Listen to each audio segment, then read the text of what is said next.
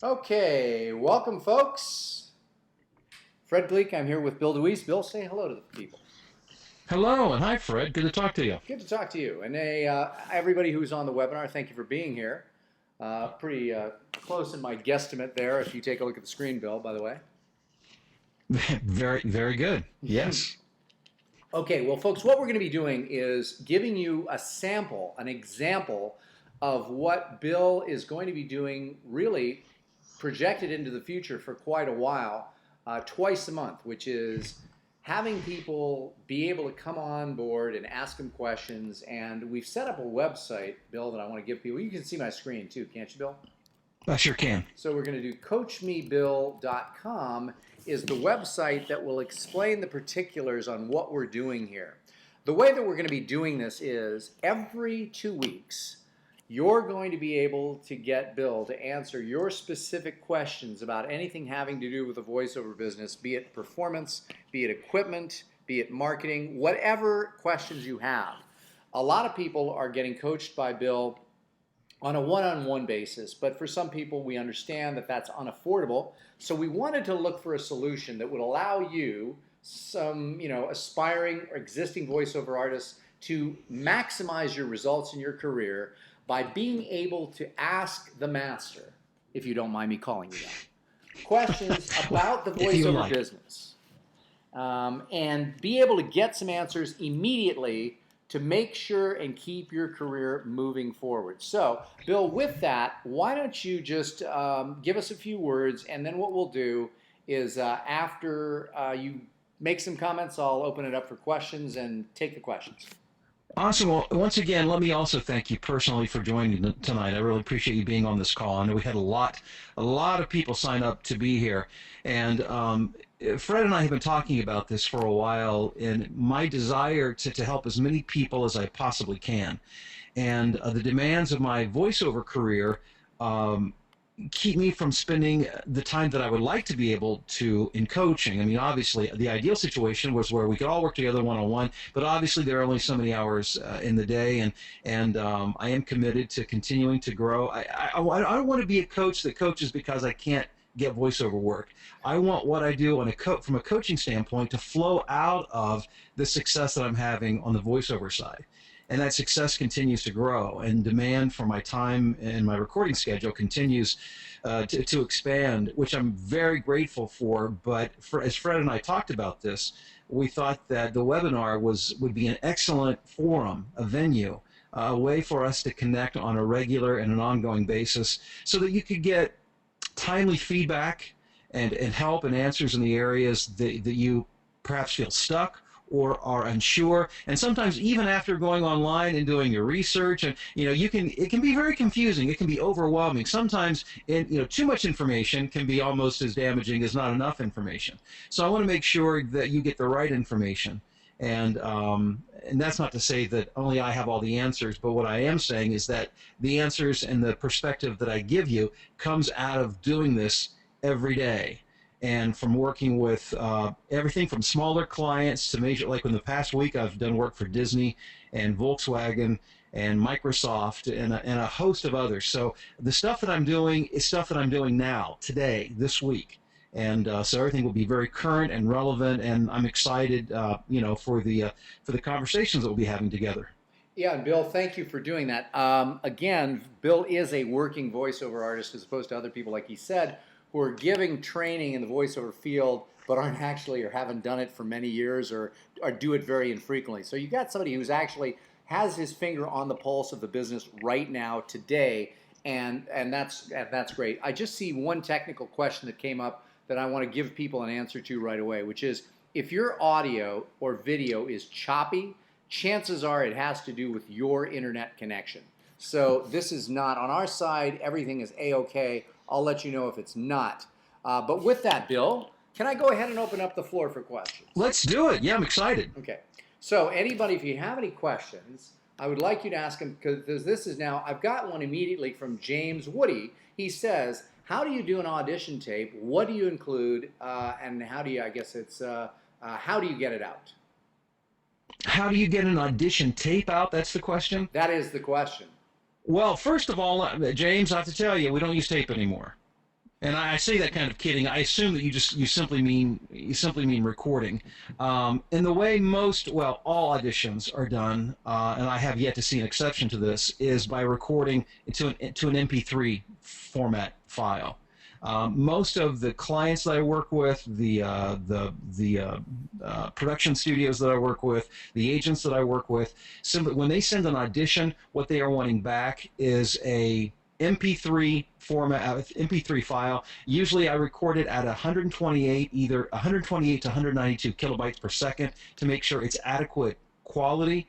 Um, in case I'm not, and again, James, from the question, I'm not sure exactly how much information that you're wanting. But something let me throw in is that when I'm recording an audition, if I feel like I have a couple of good reads in me, meaning that if I record it and I feel good about it, but I think, well, perhaps if I read it in a more excited way, or if I read it in a more serious way, again, depending on the script that I'm recording, I'll give a second, sometimes even a third version of it, which is very appropriate, at least unless you're asked not to. Doing 2 or 3 takes of an audition can be very helpful as well. And again, hopefully that covers what you're wanting to know. Sounds good, because now the next question I'm going to select is from Brian Davey. Brian, I lived in Manhattan myself for 20 years. He's in a one-bedroom apartment in Manhattan, and he's asking, he says, you probably can't have a fancy studio like you've got downstairs in the Chicagoland area, but I actually just spent some money on something that we researched.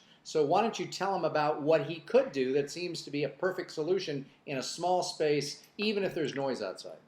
Yeah, well, having noise, that's the challenge for all of us who work from home, is how do you get, pristine audio? It all begins with having a quiet space to record in. And what Fred was alluding to was this new product. I say new, it's only been out maybe a year or two. It's called the Chaotica Eyeball. Chaotica Eyeball. I believe that's Kaotica. Yep. Eyeball.com is the website. And I don't own one myself. Fred does. Fred has one, and I know a number of people who do. And those who do have given great reports as to what it does. And it does 2 things. Number one, it helps to minimize noise. Is it 100% soundproof? No. Anything outside of a cement bunker is not going to be.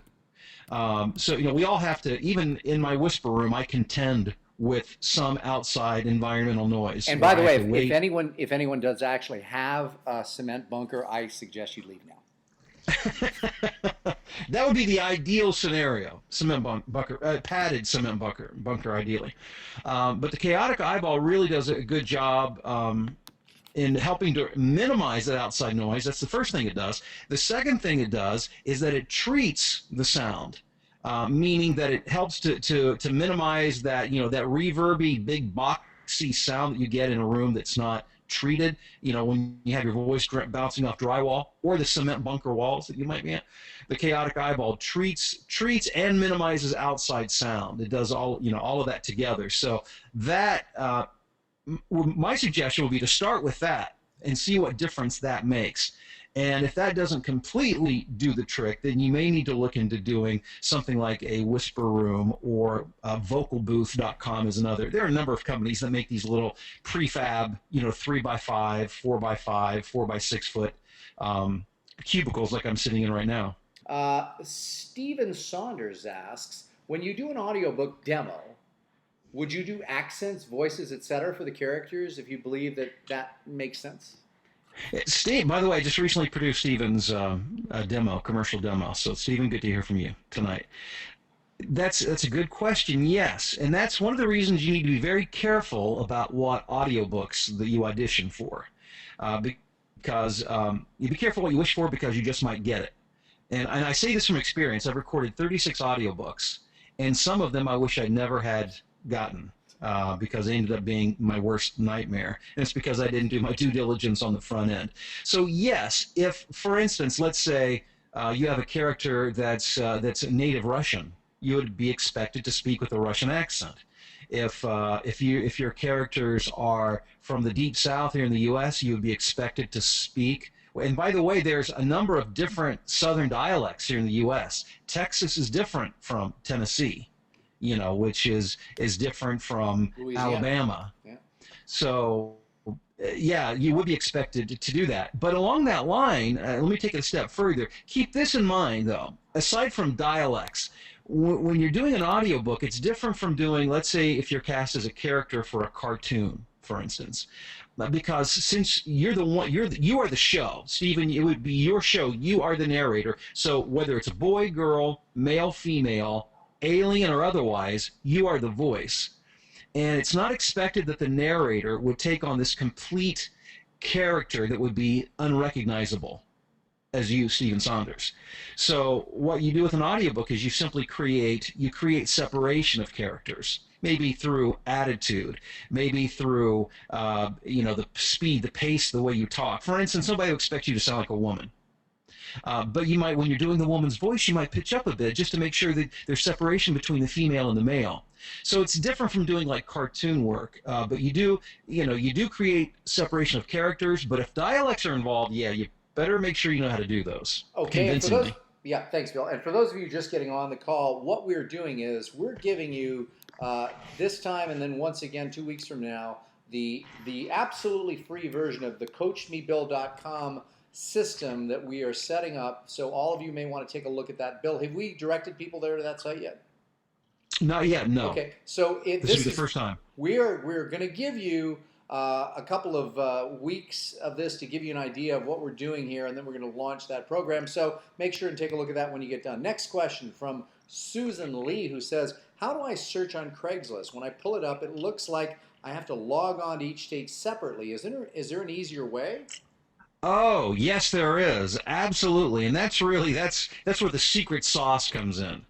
Um, Craigslist is a great place to find work. It's been one of the more successful avenues that I've used to find work over the past couple of years.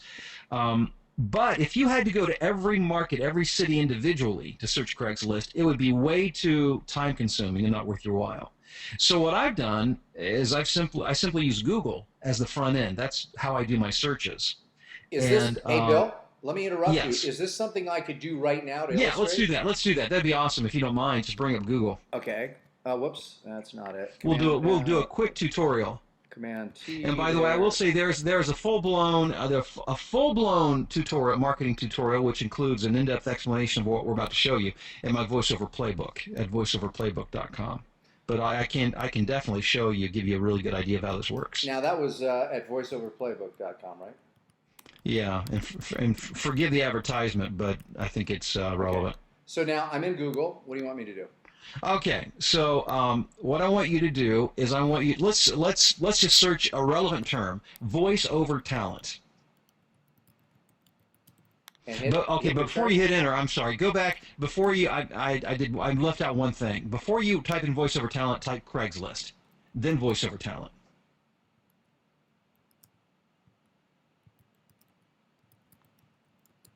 Okay, hit return. There you go. Okay, yeah, hit return. And what we will see now. Okay, well, what Craigslist has done for us, it's gone and it's searched through all of Google's history for the most relevant matches. Now, the bad thing about this is that some of this will be, well, as a matter of fact, look at the first listing right there. Voiceover talent, 850 to 1200 for a national gig right there. That was posted 10 hours ago. Look at that, right? I mean, right there, right off the top of the bat. Hello. Yep. That's a nice job right there. Yep. So, what you want to do, though, is you want to be able to go to all of the current jobs that are posted. You don't want to see stuff that was posted 3 years ago. So, Fred, if you could back up back up one page to where we started the whole search, and see where it says Search Tools down and to the right of where your cursor is right now. That menu, yeah, Search Tools. There you go. Click on that. Go to Search Tools. Yep, that's the one. And then go to Anytime. And we're going to change Anytime to, once you see the pull-down menu, to past 24 hours. Now we're going to see all the postings that have the term voiceover talent in the past 24 hours. Now we're talking. These are current postings, of which hopefully at least some of these will be people that are looking for voiceover talent. Got it. So that's my quick tutorial on how to do that. Now, voiceover talent would not be the only key. You want to come up with a list of search terms: voice over needed, voice over male, voice over female, narrator, voice narrator. I mean, audiobooks. You could whatever term you can think of, come up with a good 10, 15, 20, and then search those. Also understand that you may go for a long time and see nothing, and then one day you may bam, there might be 3 or 4 really great leads. So it's like mining for gold. It truly is like mining for gold. Sounds good. Hey, Bill, thank you very much for your time. I thank everyone for being on the webinar. And again, the next one will be September 23rd. And if they want to find out or get a link on that, how do they do that, Bill? Help me out. For the webinar, what I will do is I will send, actually, if you're on my email list, you will get an invitation that you can click and register. And otherwise, if you're my Facebook friend, you'll see it there. But I will be sending out. If you're not on my email list, then you need to get on it so you get this. Just go to voiceoverrevolution.com and sign up there, and then you'll be on the list when the email goes out with the link to register. Bill, thank you very much for your time. Thank you, everyone, for being on the webinar, and we'll see you all if you want to come back and see some more in 2 weeks' time, same channel.